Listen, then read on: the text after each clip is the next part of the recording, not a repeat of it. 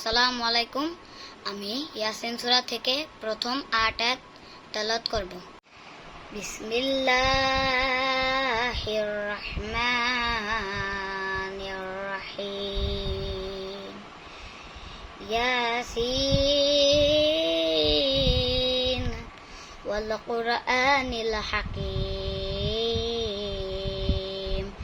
إنك لمن المرسلين